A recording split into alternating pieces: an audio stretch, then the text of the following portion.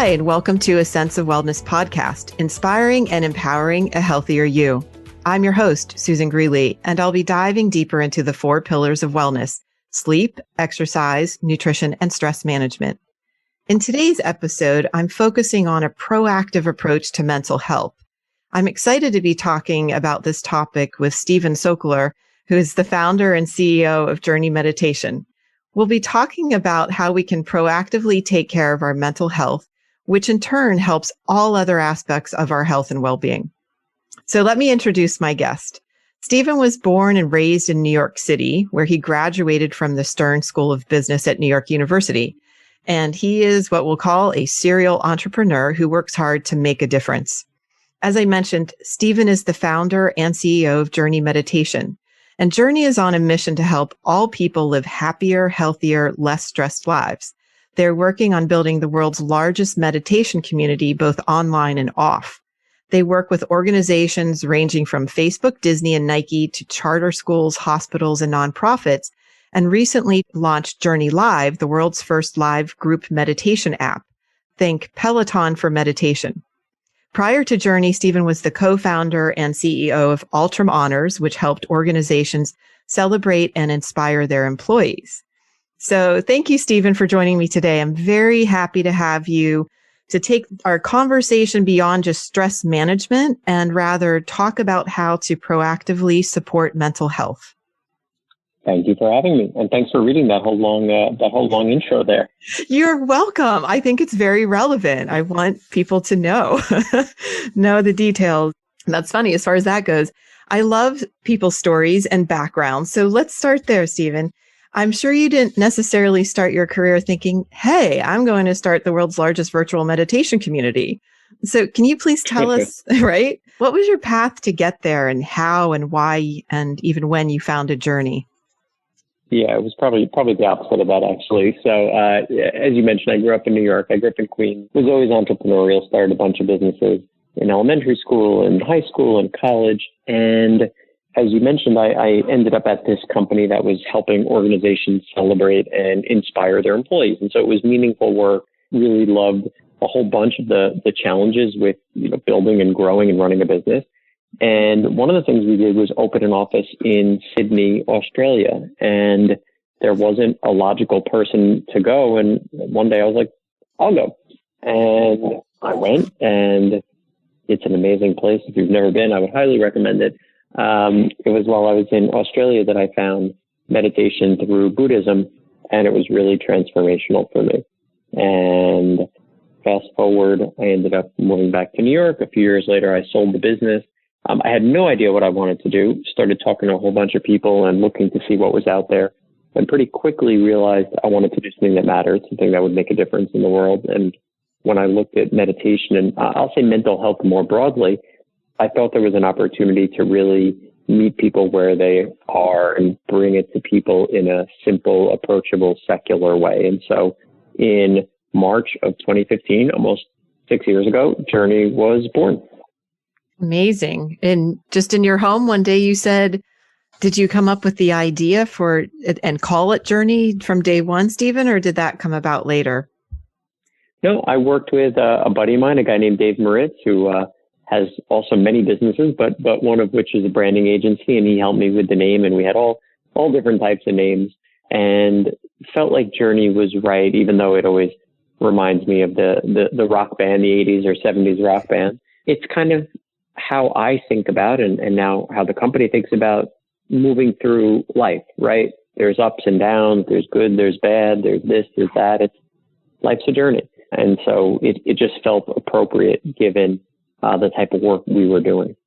Right. Life sure is a journey. Well, I have to say, I love the 80s rock band and I love Journey Meditation. So I unfortunately have never been to Sydney. All right. I digress. So, speaking of the journey, just look at the past year, right, Stephen? It's been a little crazy. And I think as we trudge through these long days of winter now, here we are in winter 2021, people are still trying to, we're all trying to make our way out of this pandemic. And I'm listening to clients, our members, express all the time how they're struggling with stress, right? And so we have this collective stress. We all have daily stressors. And I think that it's just so important to talk about how lonely and isolated people have become, and which really leads into, it's more than stress. And this is what I mean. It's like really mental and emotional duress at this point. And so can you give us your insight on how we can work to turn things around individually and collectively? And even if you have a vision of this proactive mental self-care. Yeah. I think you're hitting on one of the biggest challenges today. I mean, yes, there's stress. There kind of always was stress. There always will be stress. It's certainly heightened now, whether it's politics and how divided the country is, or it could even be global, right? Depending on where you are, there's obviously a whole set of challenges. We have this global pandemic, and then there's the more everyday stress of a challenge with your partner or your child or yourself or your, boss. And so we have that. And then you layer on top of that the fact that we're living much more isolated individual lives, right? We used to live in tribes, in villages, in communities with our parents, our grandparents, perhaps our great-grandparents, aunts, uncles, cousins, friends. Now, we turn 18, we go to college, we turn 22, and we go off to whatever city, and then maybe we have a roommate or two, or maybe we live alone, but it's just a much different world than the one we were living in before. And now, even before the pandemic, people were turning more and more inward, right? Like you see the decrease of things like churches and organized religion, where people used to create community. And so people are just kind of lacking that connection that they used to have. And so it's one of the biggest, loneliness is one of the biggest challenges that we as a society are facing, especially because it's so hidden. It's not like, I walk into your office and I have a broken arm. It's going to be really clear to you what's going on. I walk in and I'm lonely, or I'm disconnected, or maybe I tell you I can't sleep, or what have you. But how do you diagnose it? It's a little bit more difficult. And I read a stat that I think it was from the Surgeon General, U.S. Surgeon General, that 40% of adults report being lonely, and the number could be far higher. It's pretty scary to think about. 4 out of 10, or potentially even half of people are saying they're lonely. So yeah, that's one of the most challenging problems. And they say that being lonely has the same effect on the body of smoking a whole pack of cigarettes a day. And all the studies have shown how detrimental that can be. So I think loneliness we're first starting to understand it. And the good news is there's a lot of people, myself included, who are working to try to tackle this. There's lots of places that are trying to bring community together in real life. Obviously, that's a lot harder nowadays with a global pandemic, but there's a lot of folks doing it digitally. And so that's what we're focused on, is how do we create this community where people can have access to these mental health tools and resources and teachers and support. I'll pause there because I know I just went on for a while. Oh, no, it's fabulous. I'm sitting and listening, and the numbers are staggering. I mean, it really is. And when you come to think of it, the loneliness, it touches everybody. So thank you this is why we're talking about it. And I'm sure so many people even listening say, I'm clearly not alone in feeling lonely. And so, back to what you do and why we're talking about this, because creating this awareness about companies such as Journey, and I'm a huge fan. Journey actually, for listeners, got me to meditate daily, and I use it with my children. I use it with my son to help with his nightly anxiety and get him to sleep. So that said, building a sense of community and social engagement is so important, as you were saying, for longevity, for our overall health. And tell us a little bit more about how individuals can get and feel connected in your app, just using your app, and what Journey is doing. Things like meditation, whether it's meditation or journaling, or many of these practices have been around for decades or hundreds of years, or in the case of meditation, thousands of years. So we know that they work, right? Human beings have shared the impact. Science has shown the impact. So we know they work. The question is, how do you get someone to say, I feel really connected to this, and I'm going to come back the next day, and I'm going to show up the day after that? Like, to tell you a little personal anecdote, I lost 85 pounds, and people always ask me, what was the diet? Like, what did you eat? It had nothing to do with the diet. It was all about the support and accountability that kept me coming back long enough to lose that much weight. And so with Journey, we say, we're providing you with these mental health practices, but really it's the teacher, it's the community, it's the support, it's the accountability that keeps you coming back. The fact that you can ask a question. The teacher could say, "Hey, Susan, 3 days in a row," or "Hey, Alexa, welcome, first class. So nice to have you here." And then one of the other students can say, "Hey, I had a really hard day today, right? I had a challenging conversation with my boss, or my mother has COVID and I'm scared because she's older," or this or that. And you might just hear that and say, "Wow, I'm not alone, right? Me too. Hey, I know what that feels like." So the sort of normalization of some of these things makes it really, really powerful. And so we work with organizations, like you mentioned, of all shapes and sizes to help their employees, to provide their employees with the tools and resources and support to better navigate life, both at home and at work. It's incredible. Yeah, thank you for sharing your story. And you know that in my work, as a health coach and coaching people day in and day out, it's that support and accountability that really makes the difference.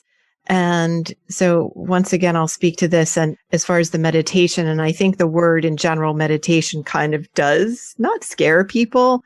However, like there's more about it now. It is becoming more quote unquote mainstream. And I think a lot of people recognize that it could be beneficial and just don't know how and where to start. So that's what I like to say is like, you don't go from, 0 to 100, but you can start, and day by day, I guess the whole goal is to make it a daily habit, correct? And, how do you get there? Yeah. It's with the support. And so this is where I love to also make people aware of apps like Journey or companies like you, and I just also want to mention that I personally love the meditation teachers. And so you do build kind of, not that they know me personally, but I feel like I know them, and you have that relationship. Mm-hmm. Even my son is like, "Oh, I have to say this on the podcast." He's like, "Mommy, I want Hector." Yes. Yes. Hector's on retreat, but I think he's coming back on Monday. But yes, people are very familiar with this as it pertains to fitness, right? Whether it's SoulCycle or Peloton or your yoga studio, like, "Oh, I love, Eve. Eve's my teacher," or "Robert's my teacher," or whomever, right? You feel really connected to that person, and there's something aspirational about them. And maybe they know your name, or maybe they shout you out, or maybe you do connect with them, after the class. And so we have that same experience, right? Where you can ask questions, and you can ask Hector, "How should I process this?" or "What should I do about that?" And over time, you can build that relationship. The second thing is, part of the reason we expanded from meditation into a whole host of other modalities and practices is because we want to meet people where they are. And so if you think about physical fitness, right, which we all understand pretty well, you might run, and I might do yoga, and my fiance might lift weights, and somebody else might do CrossFit, right? And it's all good, right? That's what you're doing to stay physically fit. Absolutely. So what are you doing to stay emotionally fit, right? What are you doing to stay mentally fit? So there could be mindfulness, there could be compassion practices, contemplation, journaling. There's a whole host of things that we can bring that can meet people where they are.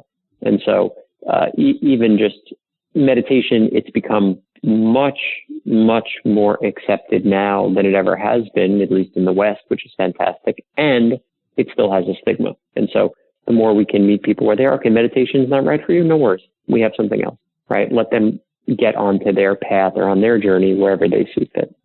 I love that. And I think that's an important clarification to make, because it's so true. Still, the meditation has that stigma. I'm not sure why. You and I are both working to do away with that. However, but that's, it's just you hit the nail on the head there, Stephen. I want listeners to know that. Don't be intimidated by meditation. If it's really not your thing, like yoga's not for everybody, even, like you said, a partner, spouse, you don't have to do everything together. What works for one doesn't for the other. But what I want to say with that is maybe another person just loves and embraces, say, breathing techniques or the journaling or any other aspect of related to it and around it. And so even for me, a light bulb went off too with, it isn't just meditation. I keep, in my mind, it's a meditation app or company. However, you are so offering so much more than that to, you have this menu of, we'll call it mental and emotional health supportive tools, and they're fun, like fun and engaging. And I think that that's really an operative word there, is some of it actually is fun. And what speaks to one person, may not speak to someone else. So you get to dabble in all these different modalities, as you said. So that's Exactly. really right. Very, very important. And just as far as building this out though, Stephen, one of my thoughts for you and questions is how is you as the leader of this company stay on top of it all? And also, how did you go about building now a virtual team and keeping your own organization healthy and growing and the people connected? Because, you know, your meditation teachers are all of your teachers and employees. I was very fortunate. Right time, right place, right mission, and being able to really connect to amazing teachers all over the world and share the mission to help all people live happier, healthier, less stressed lives. And we have incredible investors, and the investors are obviously super helpful in being able to pay people fair salaries and wages and being able to hire just really talented people, whether that's the teachers themselves or the folks that work with me every day in the office. Well, virtual, of course, nowadays, but you know, the engineers and the operations folks and the salespeople who are doing all those things. So I think it started with just a good, pure, clear mission that people would say, yes, I want to do that, right? Not everyone has a meditation practice. I'm not talking about the teachers, of course, I'm talking about the people in the office, but everyone has mental health impact them in some way in their life. So they may say therapy really was transformational for me, or coaching, or I had this experience or that experience. And so we very much practice what we preach. We have the Journey program at the company itself. And so that helps to keep everyone aligned. And then we try to be really clear on our values, things like creating a psychologically safe environment where people can show up as themselves.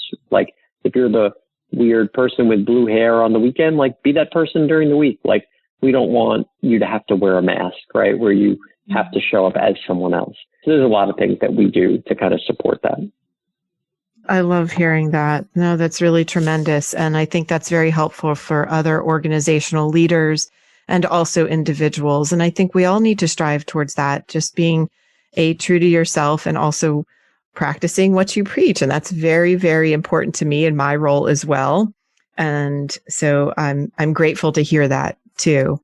So you work, so that answers how you take care of your organization, the individuals in your organization to promote the health and that, you know, and it's that feeling of safety and security. So I want to ask for you individually, because people are curious, do you have any daily non-negotiable self-care that you do? Good question. So daily, yes. Non-negotiable, no. So let's talk about that. Yeah. So I wake up every day and I meditate. Could be 20 minutes, could be an hour. Usually ranges around 30 minutes, longer on the weekends. And I would say I do that 28, 29 times a month. But when it comes to non-negotiable, part of my practice is just being with what is. Okay. So I wake up with a headache, or I overslept, or I didn't sleep well, or I drank too much the night before, or any number of other things. And if I don't feel like sitting, I don't force myself to do that. Now, most of the time, I really enjoy it. But I would say it's the same thing with somebody who tries to stay physically fit, listening to their body, right? So for me, I once interviewed somebody. It was two of us, two Journey folks, and the one person, and the person said, oh, I meditated, I don't know, a couple hundred days in a row or something like that. Wow, that's amazing. That's fantastic, right? And then the person who was there with me turned to me and said, how many days have you meditated in a row? And I was like, I couldn't tell you. I have no idea, because that's not how I process it. So while it's very important for me to do every day, I also am forgiving of myself and give myself the room there to kind of do other things. You know, if it's not happening that day, so be it. Now, there are other things I do, like I had mentioned to you prior to the call starting that I do therapy. So I do that every other week. I have a meditation teacher. I have a coach. So I have a whole host of things that help to keep me mentally and emotionally fit. I also try to spend time in nature. I try to read certain types of books that highlight the sort of better parts of life, whether that's books on Buddhism or positive psychology or Stoicism. So it's for me, it's a combination of things. That just helped me as well with the whole just letting go of the putting in that, as I said, non-negotiable, but putting in these, what do I say, pressures on ourselves that it has to be daily. Like I do encourage people to establish, work towards daily healthy habits and routines. And just in hearing you say that and talking about it, I'm the same. Like I've had a personal transformation, I want to say, over the course of COVID myself, where I first said, okay, I have to do this every day. I have to start my day with my yoga and meditation.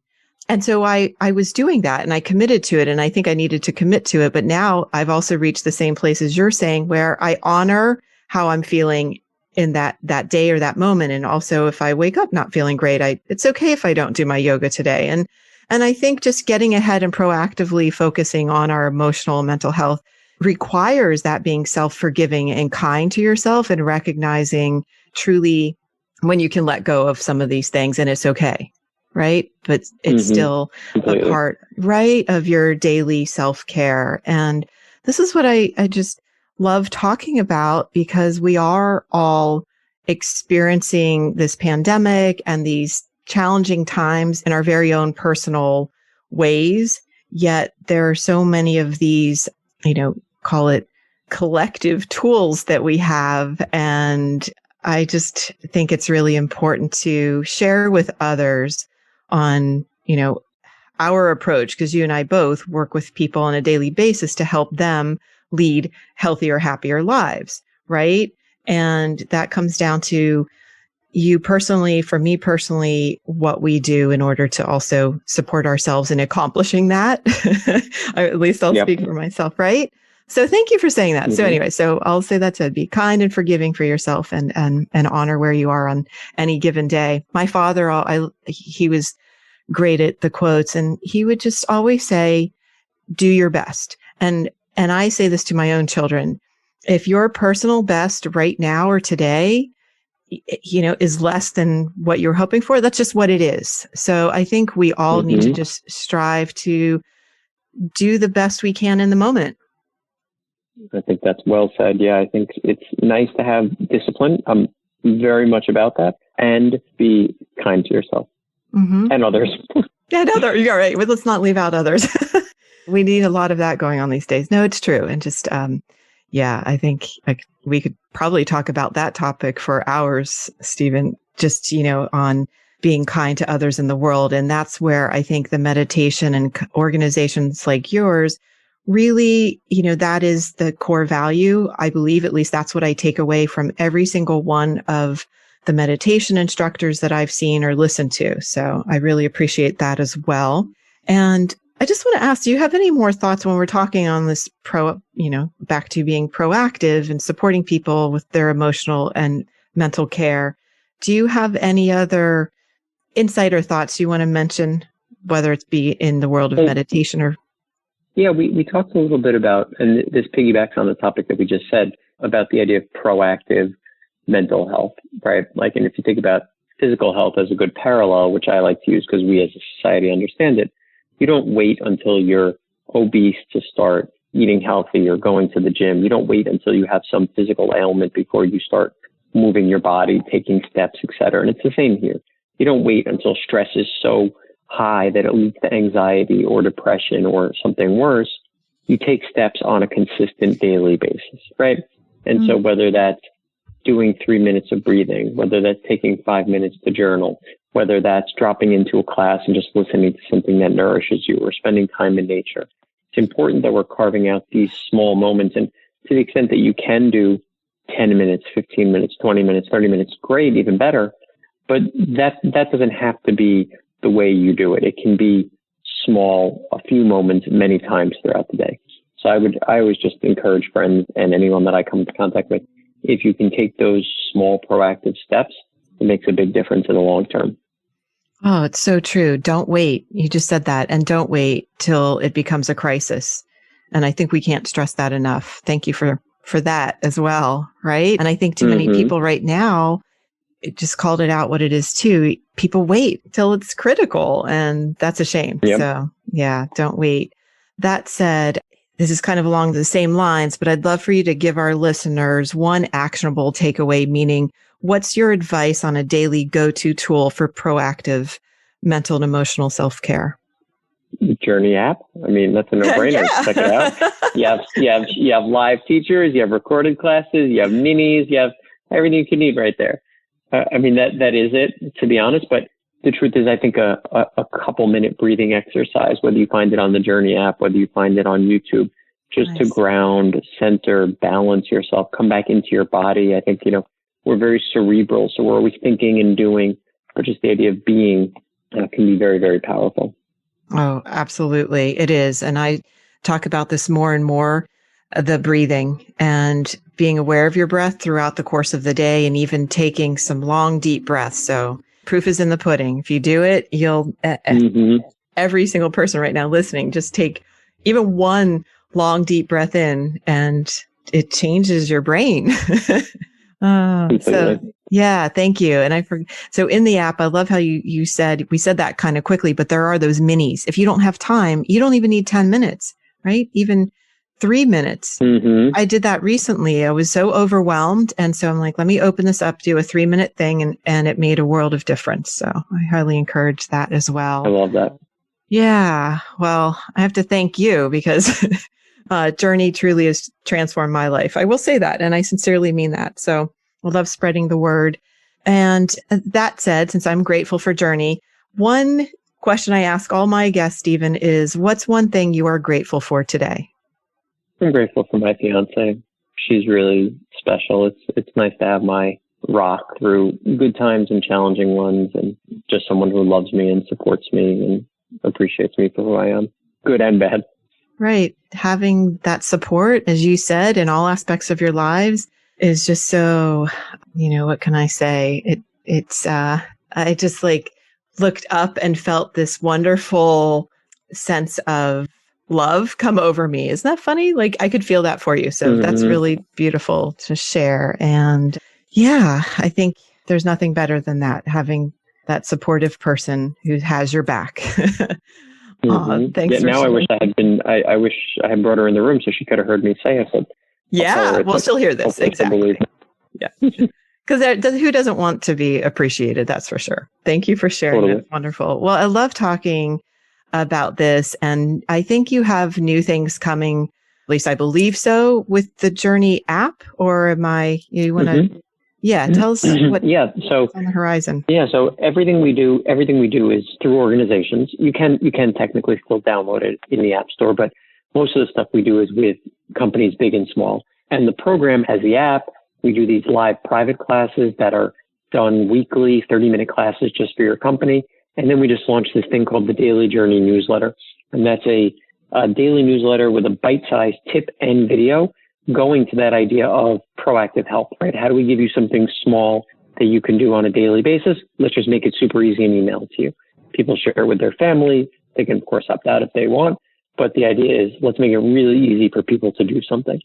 Oh, that's so important. Some small steps every day make a big difference. And I think you would say this for your mental and emotional fitness. Yeah, exactly. Fabulous. Thank you, Stephen. Okay, before I forget, where and how can our listeners find you or connect with you and or Journey? You can email me at Stephen, STEPHEN, at Journey, JOURNEY, .live, LIVE. So Stephen, STEPHEN, at Journey.live. And you can check us out at Journey.live. We're in the App Store. Yeah, but feel free to shoot me a note. Always happy to chat. Great. And I was thrilled to have you on today. Thank you for sharing all of that. It's wonderful. And I hope you'll come back and chat with me again soon. It was my pleasure. Thank you so much, Susan. I really appreciate it. Thanks, Stephen. Thank you for taking the time to join me and listen to this episode.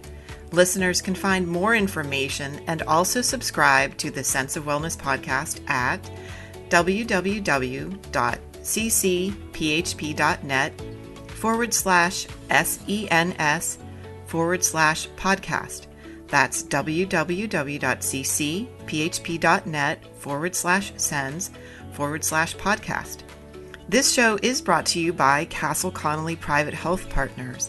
We are a concierge medicine organization that partners with exceptional physicians to deliver an unrivaled healthcare experience while also empowering our members to achieve their optimal well-being. Be sure to listen in next time to the Sense of Wellness podcast, and remember, simple daily habits matter most.